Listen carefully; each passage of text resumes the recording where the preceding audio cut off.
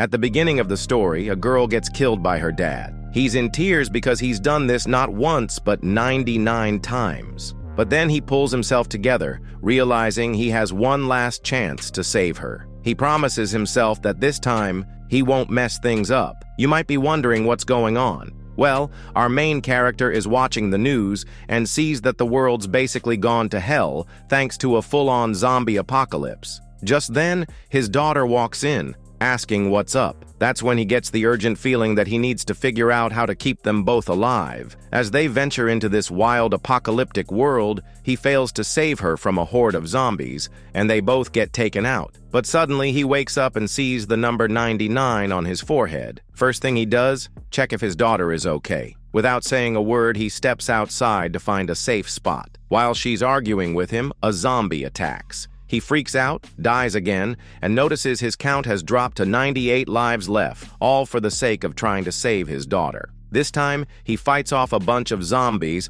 and tries to avoid other humans, but they still manage to capture both him and his daughter. He's relentless, smashing zombies with a baseball bat. Just when he finishes off the last one, he turns around and sees that his daughter has turned into a zombie. She reaches out for him, but he's devastated and shoots himself. When he comes back to life, he's crying. This time, his daughter senses something's off and asks the same question. He's calm now, hugs her tight, and promises that no matter how many times it takes, he'll keep her safe. He tells her to trust him. Eventually, he's holding her lifeless body, but manages to find shelter with some humans. He spends years there, figuring out if it's safe for his daughter. With this being his last shot, he plans to visit her grave and end it all. Waking up for what feels like the last time, he remembers all the mistakes he made over 40 years that caused her pain. Now he's determined to ensure Dami survives no matter what. As he opens the door to their place, a crowd of zombies is already waiting outside. He thinks about something he never wanted to face because it frightened him.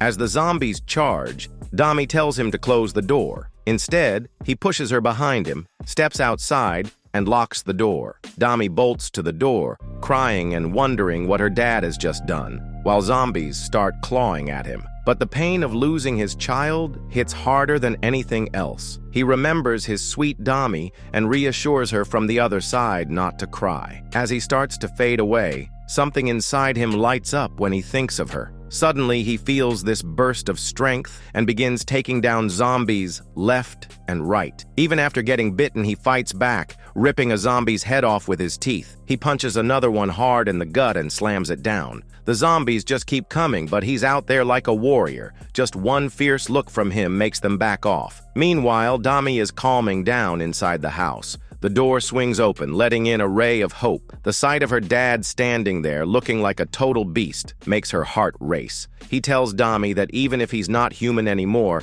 he's still going to protect her from becoming one of them. We're on day 7 since the outbreak kicked off, and things are heating up in Seoul, especially in the Mapo district. At this grocery store, a bunch of soldiers are hanging around, trying to act tough and questioning how 2 survivors made it through when it's packed with zombies. Out of nowhere, our hero is just chilling in the shadows while the lead soldier, who thinks he knows it all, warns him he better watch out or he'll get shot. The guy's got his gun aimed right at him, and just because he's wearing sunglasses, the soldier calls him a celeb. Then, Captain Cha rolls in, she's tough as nails, and tells everyone to go away. She doesn't trust these 2 and makes it clear there's no shelter for them, so they better bounce. She even gets right in the hero's face, telling him to scram. But Min Seok, the dad, isn't having any of that. He's freaking out about his daughter's asthma. It's getting way worse after a week of running around. He begs the soldiers to help her, even saying he'd sacrifice himself if it meant saving her.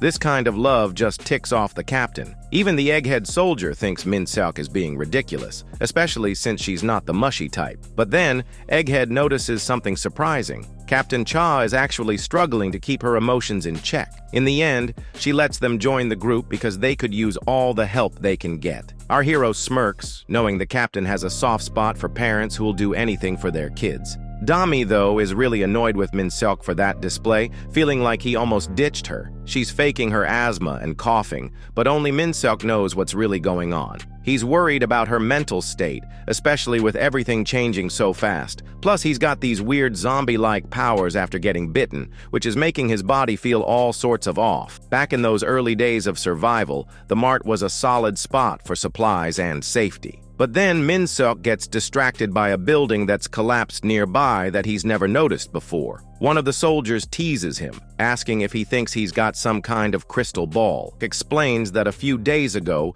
a horde of zombies attacked. The captain bravely lured them into the building and blew it up, crushing most of them under the rubble. Suddenly, Min-seok goes pale when he sees something terrifying. Egghead laughs, making fun of him for thinking zombies could just jump out at any moment. But then, boom, a giant zombie appears out of nowhere, towering over the soldiers and freaking everyone out. Egghead is left speechless as the monster swings its massive arm and takes him out with one punch. And if that wasn't enough, this same zombie charges at Captain Cha, but she deftly dodges just in time while her team is losing their minds. She quickly tells her squad to start shooting at the monster, but it just shrugs off their bullets like they're nothing. The hulking zombie lets out a bone-chilling roar and jumps into action, wiping out 3 soldiers with a single uppercut. One poor guy gets caught off guard and is totally defenseless, but for some crazy reason, the zombie decides to smash him to bits, which is just brutal. Luckily, Captain Cha uses her backpack to distract the beast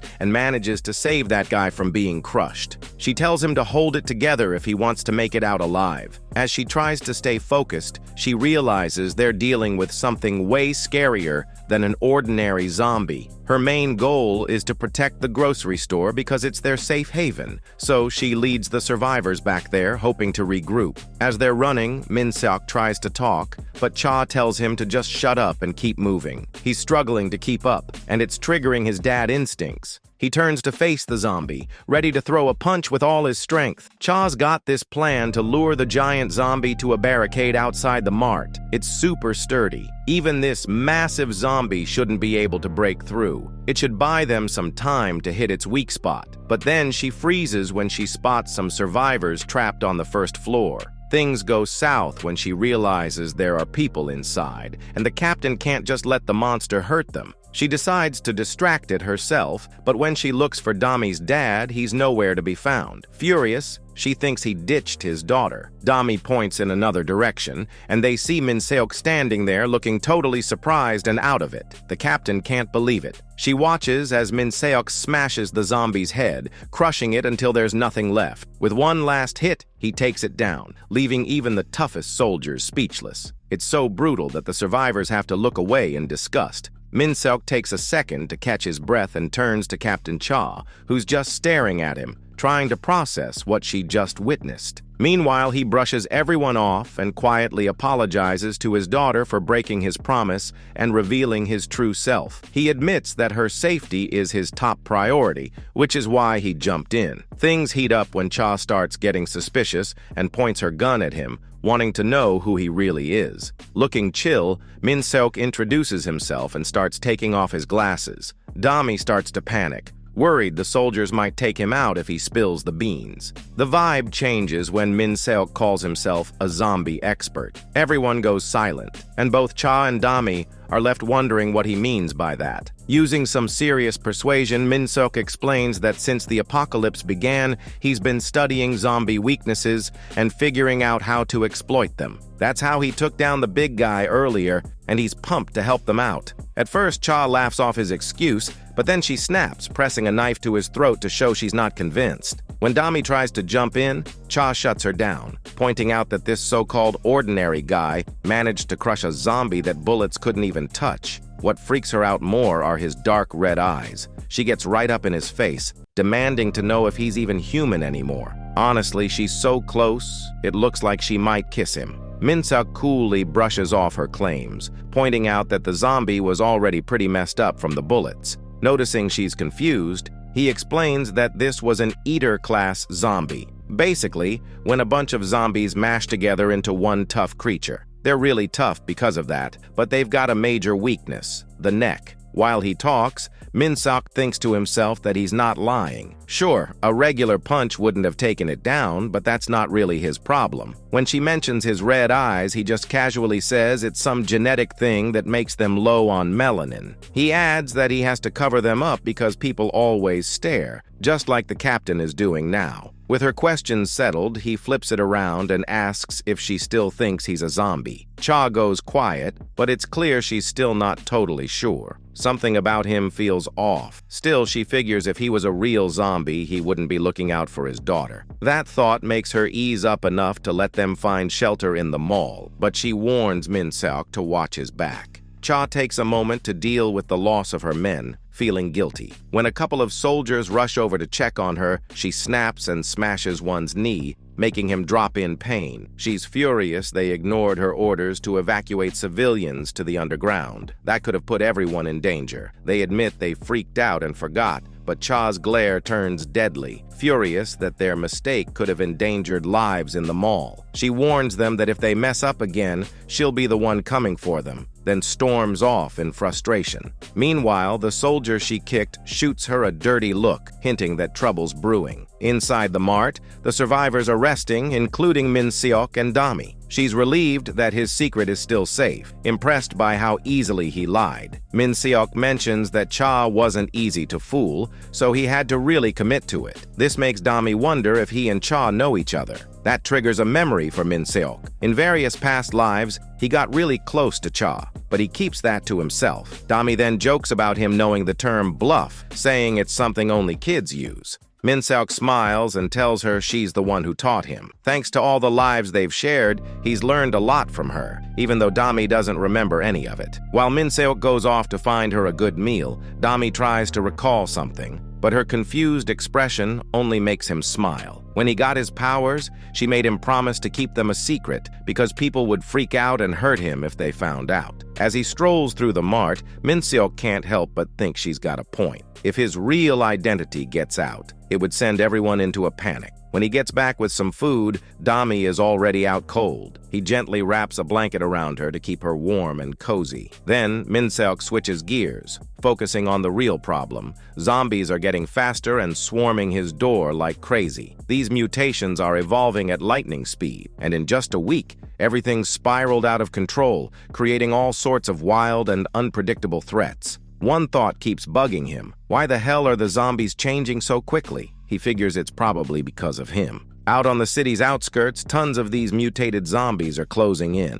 With each step, he feels them creeping closer. It's like the whole horde is after him and his daughter, trying to take out the one guy who might actually stand a chance. He can't tell if they fear him or just can't stand that he's around, but either way, they definitely see him as a threat. So what's Min-seok gonna do? He strides out to meet them head-on, ready to face the horde before they crash through his door. Standing out in the open, he's practically rolling out the welcome mat, making his job a whole lot easier. And of course, he's got a ladder with him. Gotta keep it stylish. As the horde locks in on him, Min-seok dares them to bring it. He snaps the ladder in half, turning it into a weapon way deadlier than any gun. His plan? Wrap this up fast so Dami doesn't wake up needing breakfast. He's feeling pumped. The zombies charge at him, all piled together, trying to reach him. But Ladderman, yeah, he's calling himself that now, charges right back, slicing and smashing through them before they even know what's happening. And these aren't just run-of-the-mill zombies.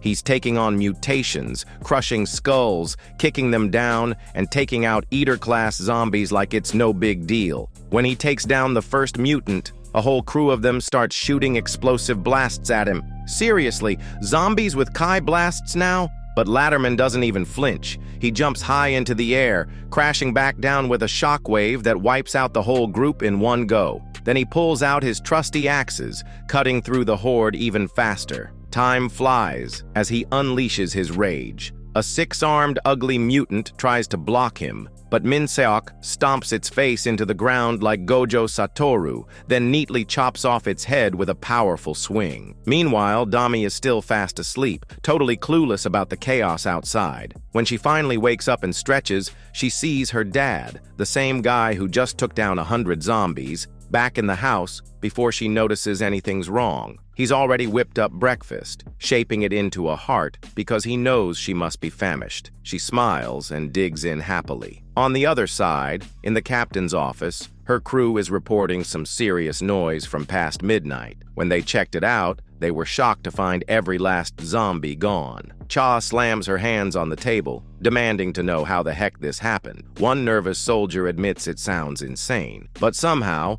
all the zombies were wiped out in just 4 hours. Then, an idea hits Cha. She orders her team to gather all the survivors. This could be their golden ticket to escape the mart. From the survivors' perspective, it feels super weird to see such a calm, clear day. There are bloodstains on the streets, but no zombies in sight. People start to celebrate, wondering where the zombies went, while they notice the eerie silence. It seems to signal one thing: the zombies are gone. After living in constant fear, the survivors finally feel a bit safe for the first time. Even Dami is confused and tells her dad that maybe the zombies really did disappear. What Dami doesn't know is that her dad took care of the zombies himself last night. He gently puts a helmet on her head and gives her one rule: keep it on no matter what. The serious tone in his voice suggests trouble might be coming, making Dami even more curious. Their chat gets interrupted when Captain Cha shows up with her team, megaphone in hand. She announces that they've wiped out all the zombies in the area. The survivors cheer, feeling relieved and safe at last. But that excitement quickly fades. After sharing the good news, Cha surprises everyone by ordering an immediate evacuation. The survivors protest, saying there's no point in leaving now that the zombies are gone. Then Cha drops some new info. 3 days ago, they lost contact with the 2nd Mechanized Infantry Brigade, a top-notch group that made it through the chaos in Gyeonggi. This brigade had armored vehicles and plenty of firepower to protect civilians. Even though Cha tries to bring a bit of hope, her announcement sends everyone into a panic. They're not keen on risking their lives based on a radio call they can't even verify. Voices start rising with complaints, and while Cha tries to keep her cool, she reassures them that she knows someone from the brigade. His name is the Blue Hawk, a top soldier leading the unit. Rumor has it, his back is so ripped it looks like it has its own fan club. But while Cha totally trusts him, the survivors aren't convinced because they have no reason to believe in some random stranger. The crowd starts getting restless, and Cha struggles to keep control. She warns them that they won't survive another zombie attack, but people are holding on to their false hope, thinking the zombies won't come back. Then one guy snaps and accuses Cha of being reckless just because she's a woman. That claim is just plain ridiculous, but it fires the crowd up, and they start blaming her for everything. Min-seok finally steps in, reminding everyone that the zombies are definitely going to return, whether they like it or not. The same guy who insulted Cha tries to argue, but Min-seok shuts him down with a fierce warning. They're all just sitting here waiting to become the next zombie snack. His words and intense glare freak the guy out so much that even his daughter wonders what's gotten into him. Min-seok points out that while escaping with the brigade isn't guaranteed, sticking around means certain death, but his harsh truth just stirs up more fear and doubt among the survivors. Min-seok steps up and throws a question at the crowd. What if they just stop taking orders and refuse help from the soldiers? His chill challenge makes everyone pause, and soon they start bickering among themselves. Bit by bit, some folks start siding with High Air, realizing they won't survive long in the apocalypse without the soldiers. One guy with glasses even admits they're still alive because of High Air's crew. That one question totally changes the mood,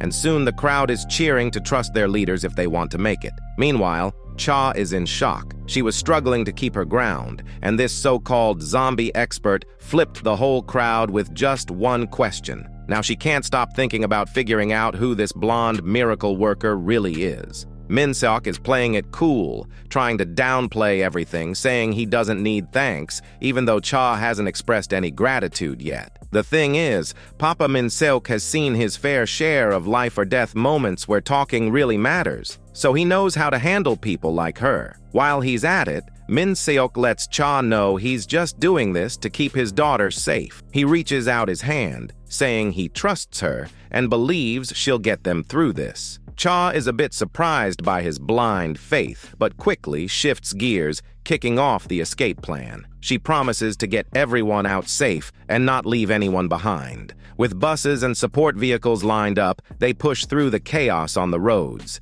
Dami looks a bit irritated, probably because of her goofy helmet or not being next to her dad. Up front, Captain Cha is in charge, dodging every threat in their way. Finally, they cross the Han River, a huge win since the apocalypse started. Cha keeps her cool, reminding her team to stay alert because bigger dangers are still ahead. The soldiers spot a huge swarm of zombies trying to climb over each other to get closer. Captain Cha jumps into action, directing civilians and Team C to take one lane while she and her squad hit the left. Zombies are known for their sharp hearing over sight. Cha cleverly uses this by throwing metal cans to make noise, throwing them off track and getting them all riled up. The zombies are distracted, focusing just on the noise. She signals her team to speed up, trying to keep a safe distance even as the zombies start to pick up their pace. But there's a whole crowd of fast-moving zombies closing in, making it tough to maintain that gap. Captain Cha quickly spots a collapsed bridge ahead and orders her team to head straight for it. Here's where their second big weakness shows up. No matter how wild they act, zombies only care about chasing humans. Cha capitalizes on this by ordering her team to whip the vehicle around for a super sharp turn just before they hit the edge of the broken bridge. The zombies can't stop in time and end up crashing into each other and tumbling over the edge, while Cha's team takes back control and clears out any zombies lingering around. However, the horde isn't completely wiped out. Plenty of zombies are still hanging around. This leads to their third major weak spot. Their backs are super vulnerable. So, it's all about going for the rear. That's exactly what happens when Min Seok rolls in with a huge road roller, smashing them from behind and grinding them to dust. The road roller turns into a total zombie squashing machine, flattening them like pizza dough. Some zombies are so clueless that they just walk right into it, getting themselves crushed by their own stupidity. It's a brutal scene, and Cha and her crew are left speechless. Min Seok, being the big guy he is, uses the roller to push the remaining zombies toward the edge of the bridge, sending them flying into the ocean. Meanwhile, Dami and the other civilians are on edge. Dami looks upset, still hung up on a fight they had before leaving. In a flashback, we see her arguing with Min Seok, begging him not to take the risky job with the soldiers. Her biggest fear is that her dad's secret might accidentally spill out. Luckily, now she sees him rolling back on that massive road roller covered in zombie guts, and she's just speechless. Suddenly, Captain Cha spots another wave of zombies coming their way and tells everyone to get behind her. But before they can even react, the road roller barrels through, crushing everything in its path and clearing a safe getaway for the civilians. Because of that, the survivors make it out okay. After a tough battle, they finally reach the 2nd Brigade's base. This brigade isn't just any unit. In every loop the protagonist has experienced,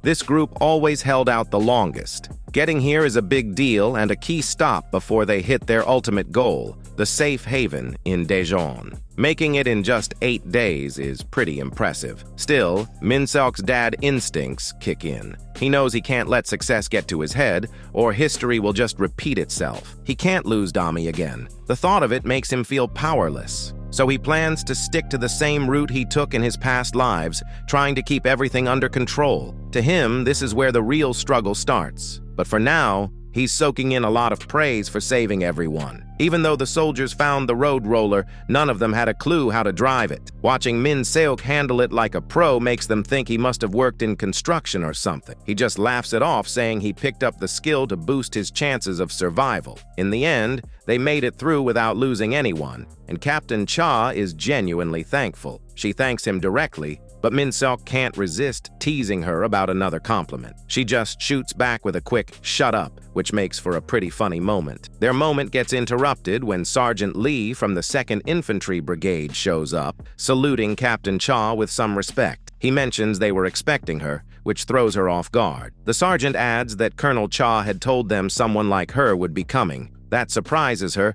until he jokes that the colonel said they should be ready for a stubborn female officer, and her team erupts in laughter. Cha's not amused at all. She quickly fires back, asking where Colonel Cha is, and they tell her he's at the rear gate dealing with a sudden zombie sighting. This catches her totally off guard, especially since she knows the colonel went out with his squad to handle it. The sergeant tries to reassure her, but his nervous grin and shifty eyes say a lot more. The truth is, the colonel decided to go at it alone instead of taking his squad. That's just how tough he is. At the rear gate, soldiers are up in the tower, counting down to see how quickly he can wipe out the zombies. They're cheering him on as he takes them out in just 35 minutes. This guy prefers swinging axes over using guns, convinced that an axe is the best weapon for dealing with zombies. He loves pushing himself, getting a thrill from every swing that sends zombie heads flying. Meet the Blue Hawk, a decorated hero and the big boss of the 2nd Infantry Brigade, Cha Pung-ho. Even with all his medals, his reckless style freaks out his men.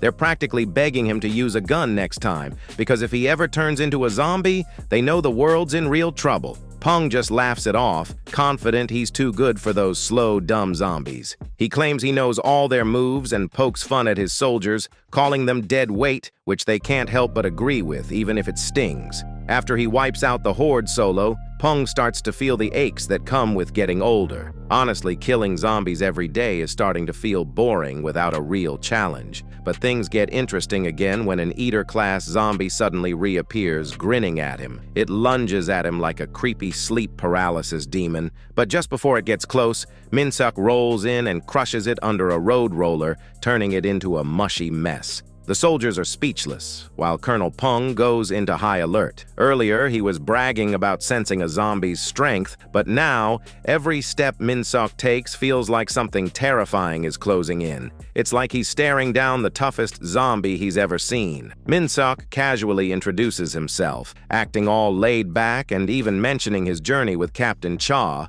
which just confuses Pung more. He just wants to help. But the Blue Hawk feels this heavy dread coming from him, and that makes him launch a full-on attack. He swings his axe with all his might, targeting Min-seok. Soldiers can't believe their eyes, as Colonel Pung seems to be going after an ordinary guy. But then, to everyone's shock, Min-seok catches the axe with one hand, stopping that massive swing like it's nothing, something no normal person should be able to pull off. Min-seok's presence rattles the colonel so much that he quickly calls for a red alert, insisting the guy in front of him isn't human but a monster. Min-seok realizes this guy isn't as easily fooled as the others. He calmly calls Pung by name and then crushes the axe with a single punch, turning it into splinters. He makes it clear he's not going anywhere, and first on his to-do list is showing he's not a threat. At the same time, Min-seok knows he can't just talk his way in. If he really wants to convince the colonel, he'll have to do it through the one thing Pung respects the most: combat. Seeing Min-seok get ready for a fight,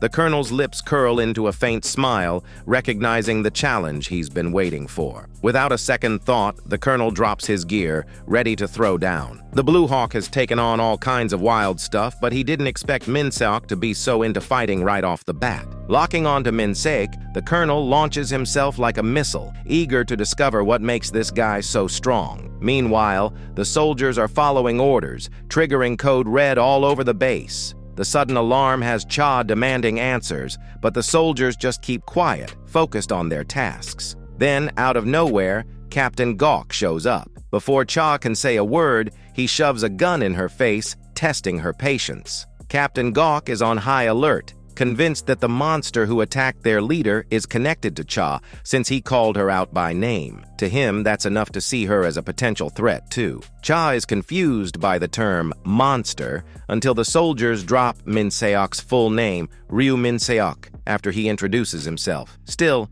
nobody at the base seems to recognize him, except for the folks who came with him. Among them, Dami is practically shaking with worry for her dad's safety. Back at the fight, Min-seok is demolishing everything like he's straight out of a comic book. One punch obliterates an entire wall, leaving the colonel dodging in shock. It's clear this guy's power is off the charts. The Blue Hawk finds it almost amusing that Min-seok insists he's just an ordinary guy. As the colonel kicks, Min-seok's superhuman reflexes easily block it. In a blink, he zips behind the colonel, moving faster than anyone can track. Min-seok is ready to land a massive hit, but the Blue Hawk's crazy speed saves him. Even caught off guard, he dodges and counters with a solid punch to Min-seok's face, landing a clean shot. It's wild watching the colonel actually hold his own against this superhuman. What a total badass. As they both catch their breath, the colonel grabs Min-seok by the collar, accusing him of holding back. That's why he managed to dodge Min-seok's earlier punch without getting wrecked.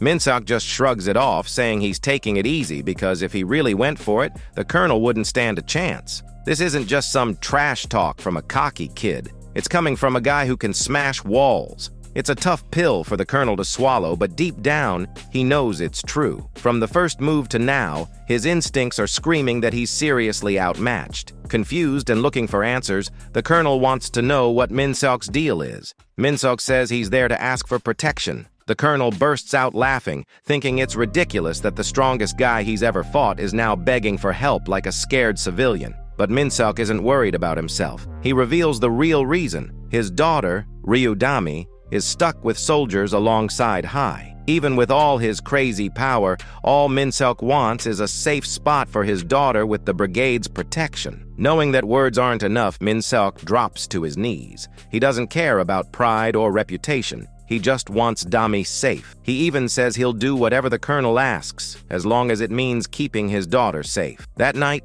things moved to the civilian shelter where the brigade usually keeps survivors safe. But now, it felt different. The word monster associated with Min-seok was spreading like wildfire, making everyone nervous. Stories about his insane strength and weird eye color fueled the rumors, and soon people were convinced he could be a zombie in disguise. Even though Min-seok had done everything to earn the colonel's trust, he was still locked up. He couldn't help but think about the Blue Hawk's promise to protect his daughter and the others. But the colonel made it clear. Min-seok was a whole different problem. A guy with that kind of power was just too much of a risk to let loose. Out of the blue, Min-seok thought it might be a good idea to lock himself up. He figured that if he stayed put, the brigade would see he wasn't a threat. But even stuck on his own, his daughter Dami managed to sneak in and brighten his day from the other side of the barrier. Just seeing her smile lifted his spirits. Dami filled him in on what was going on. After the emergency alert was lifted, the soldiers were keeping an eye out for them,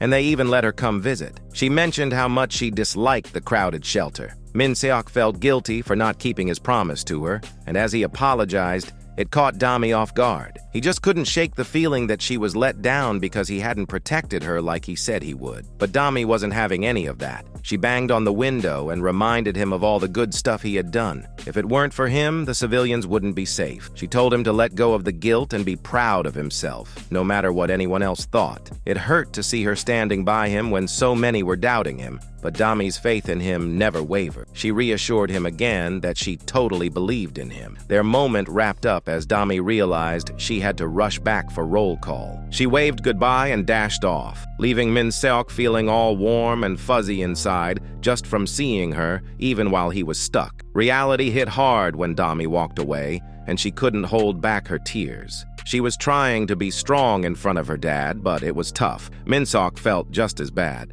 Even though they had a sweet moment, they were both hurting from being apart. Things started turning around when Sergeant Lee stopped by Min-seok's cell to let him know the colonel wanted to see him. In the next scene, the Blue Hawk pointed to a spot on the map where they thought some survivors were still holding on. They had just received a signal confirming it, but along with that signal came some weird, unknown frequency. There was no time to waste. This mission needed a tight, efficient team. The colonel had put together an elite duo, just him and Min-seok. It was obvious they were about to tackle the zombies with their two-man operation. But the colonel had one more thing in mind. He wanted to see if Min-seok had what it took to do whatever for his daughter. As soon as Min-seok heard those words, he casually snapped his chains like a superhero, showing that he could have broken out whenever he wanted, but held off just for his daughter's sake. He asked when they were heading out, and the colonel smiled, saying they were leaving right away. In the final shot, the two of them radiated an intense vibe, making it clear that the zombies at Goopaball Station were in for a serious challenge. And just like that, the Goopaball Station rescue operation kicked off. We roll into a station that looks like a total mess. Everything just left behind. In one corner, a little kid was chattering away in her mom's arms. Some other survivors are hiding in the shadows. As the kid makes noise, the survivors become increasingly annoyed. An old lady shushes them, but nobody's paying attention to why the baby's crying. Out of nowhere, the mom's eyes narrow as she spots someone creeping around in the wreckage of the station. A spooky, grinning zombie pops out out from the shadows right inside the place. Outside, the undead are going wild, tearing everything up. Then, a bright light suddenly shines on one of their faces, and a big truck comes barreling through, smashing them to bits. Behind the wheel is the Colonel, our hero. He's pumped, bragging that his truck is way better than Minsok's roller. They sped toward the station. The Colonel lays out the situation, saying there are two big problems. First, the entrance to the station is totally collapsed and the subway tracks are blocked. Second,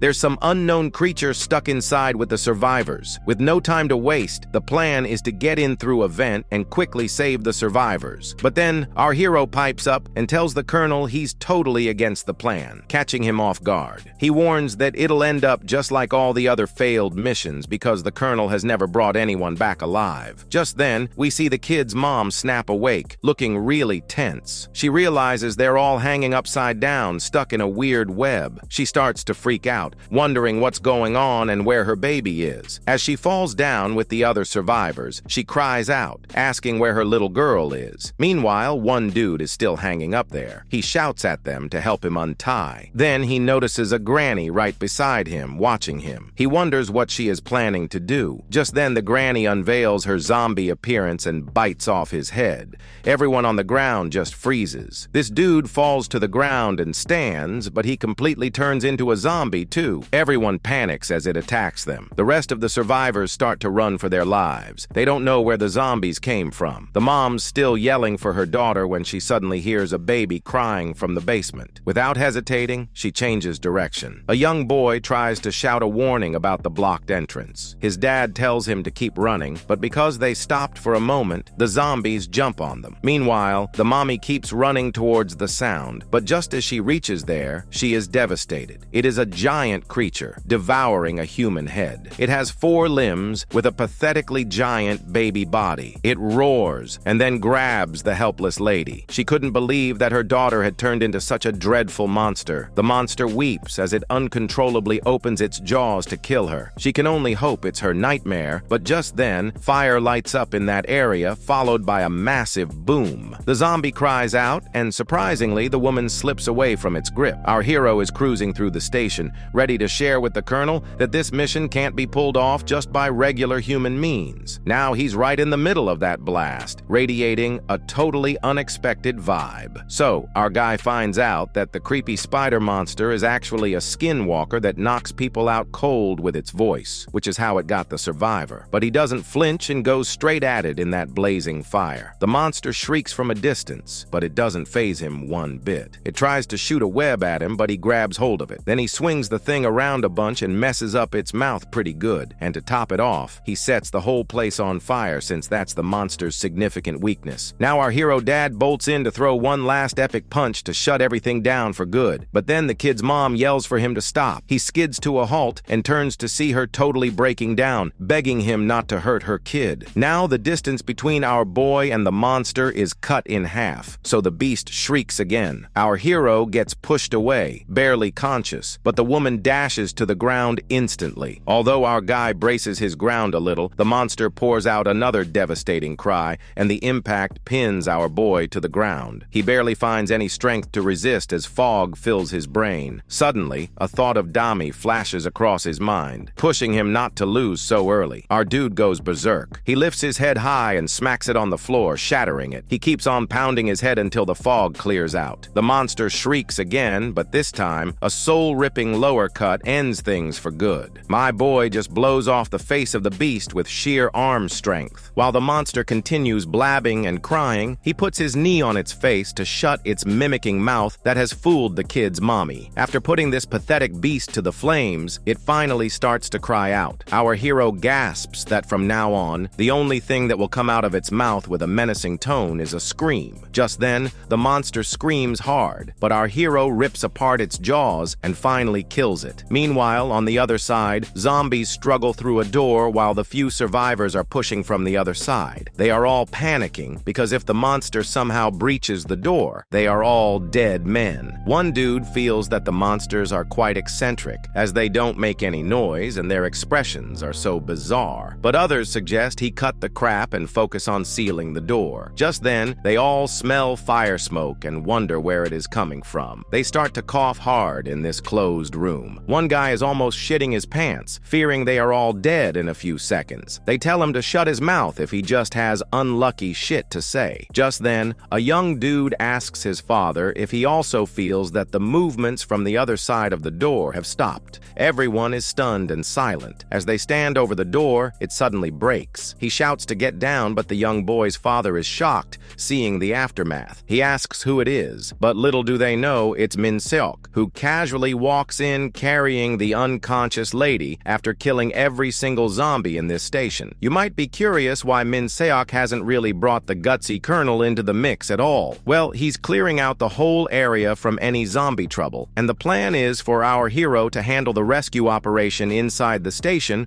while also cleaning up the tracks. Surprisingly, there are 37 survivors in total. In such an isolated spot, saving them seems impossible. During the rescue, while they're busy moving debris, they stumble upon a little baby tucked away in a vent, safe and sound. The mother is shocked but super relieved to find her child okay. In the end, almost 40 people make it out, and it feels like a miracle. Everyone's celebrating their rescue, and our hero is now the guy everyone's calling a miracle worker. The captain is in disbelief, the soldiers are amazed, and even the colonel gives our boy props for nailing it. As everyone's celebrating, the little girl's finally back with her dad, hugging him tightly, so relieved he's all right. After all the craziness, a few injured survivors are getting looked after in the living quarters. A soldier notices one guy who's coughing a lot and keeps dozing off. He hands him some fruit and casually says he'll grab some medicine later. As the other sergeant heads out and closes the door, the guy lies there with his eyes shut. Suddenly, his neck infection flares up, and in a flash, he turns into one of those skin crawlers. The brigade is buzzing, everyone celebrating with the rescue team. The colonel's laughing loud, slapping our hero on the back. He says he always knew the guy had something in him, just never thought he'd pull it off this well. He suggests they party all night but keep it chill. Too much booze and the ones who didn't make it might feel like crap. Then he raises his drink to the bottles and the stars, a toast to the fallen,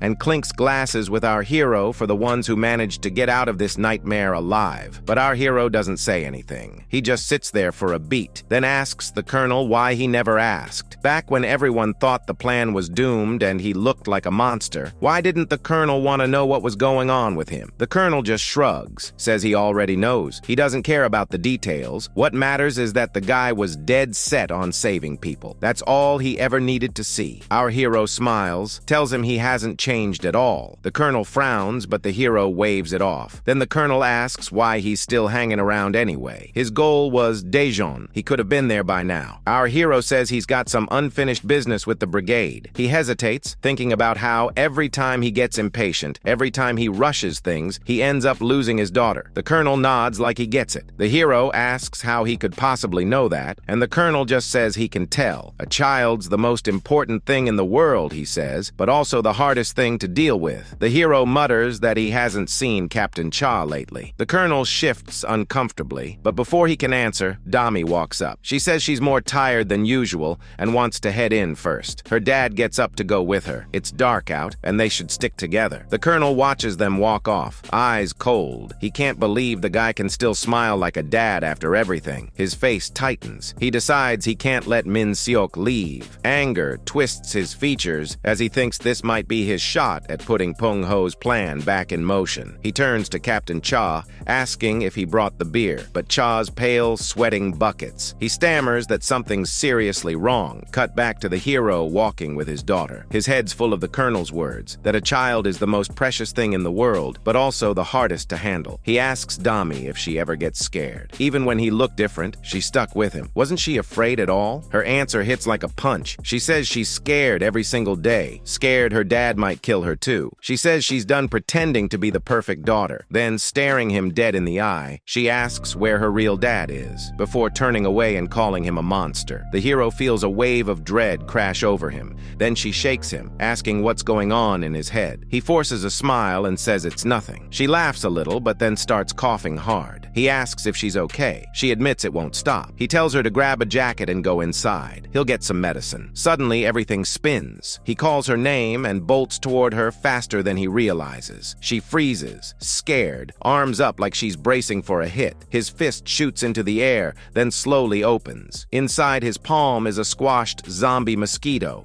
Before Before either of them can even breathe, a deafening alarm rips through the night. Code Black. Evacuation orders blare across the base, and back inside, Captain Chaw's already changing, his pale face twisting into something inhuman. The Colonel just stares, stunned, as it happens right in front of him. And hey, if you enjoyed the video, don't forget to hit that like button and subscribe to Zucker Manhwa for more epic recaps coming your way.